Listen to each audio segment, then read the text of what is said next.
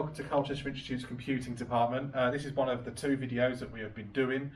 This room primarily is for the hardware lab, so hardware and networking and build rooms. It's the only room we have here at the college, and is shared between level 2 and level 3. As you can see from the equipment that John did a pan over as we went through, we use proper rack servers, proper networking hardware, switches, Cisco switches, and we actually build the networks here in college. There's no virtualization to it. We don't pretend to build the networks. We will physically build them with the students.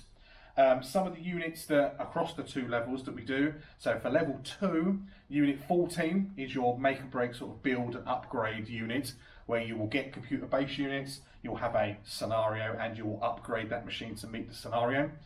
You'll also do a networking unit for unit 11 in level 2, which is also using the same equipment, building networks and doing some simple configurations, building users, as you probably used users when you were at secondary school, etc.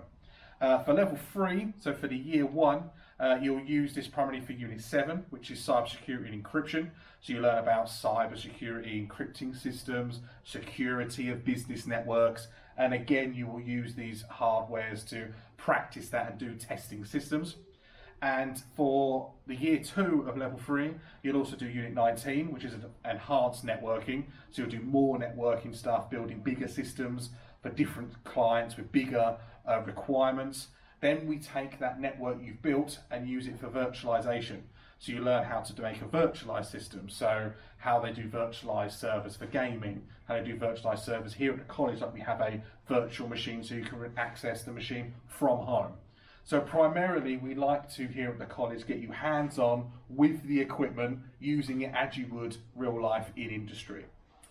Again, you'll be able to ask more questions on the 30th of June when we do the Q&A sessions, and by all means drop us emails as well if there's any more questions you have about the room or any of the units that we study in these rooms. Thank you very much.